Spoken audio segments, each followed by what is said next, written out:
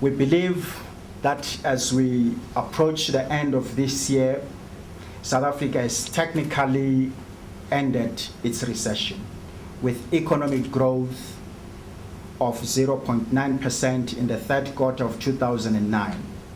Inflation has also dipped into the target band. These are positive signs, but must not detract from the reality that our economy remains weak, and any recovery from this crisis is likely to be gradual, and we must acknowledge that there is still much that needs to be done. Our view is that the recovery is therefore likely to be a slow one, in which the pace of global recovery is an essential factor. We welcomed last week the call made by President Zuma during the meeting with the leadership task team that South Africa must work towards ensuring that we graduate from being a developing country to a developed country. As BUSA, we would like to engage with the presidency, government, and other social partners in looking at what the key drivers of growth will be that will ensure that the president's vision of a South Africa which is a developed country would need to pursue. Today's difficult economic environment underscores the importance of not losing sight of long-term competitiveness amid short-term agencies. Competitive economies are those that have in place factors driving the productivity enhancements on which their present and future prosperity is built. That is why in engaging with social partners, the issues of competitiveness and productivity will guide our agenda. A competitiveness supporting economic environment can help national economies to weather business cycle downturns and to ensure that the mechanisms enabling solid economic performance going into the future are in place.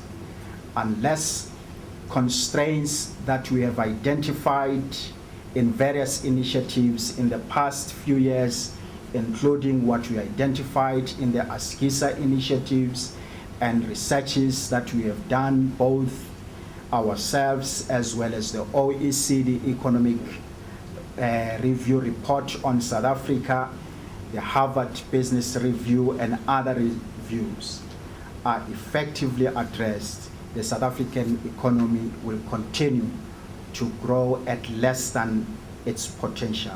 Once again, just to remind us that the global outlook is beginning to improve. These are some of the IMF forecasts. As far as South Africa is concerned, BUSA is a little more optimistic. I'll come back to that in a minute.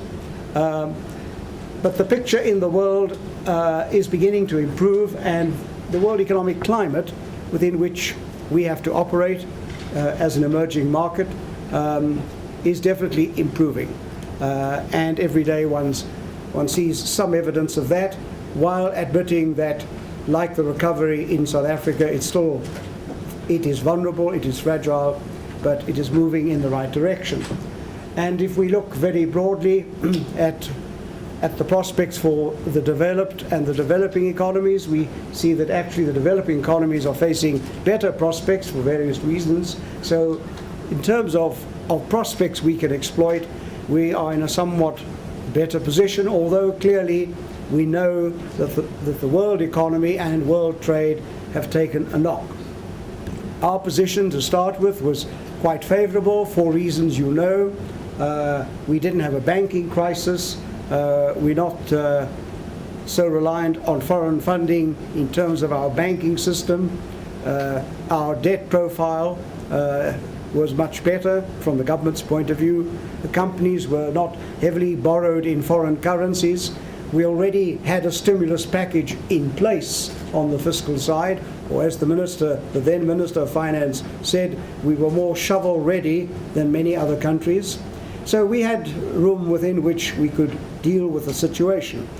The two downsides at that point were perhaps that we had a large current account deficit, and we must remind ourselves that in 2008 we were already slowing down and we were predicting a soft landing. What the global crisis has done is to turn that prospect into a hard landing. So that's the hard landing, which you know about. You know what the negative growth numbers were for 3 quarters, which technically and in reality did constitute a recession. That the main impact, of course, for us has been on employment and on unemployment, and it's certainly fallen by more than many of the analysts expected.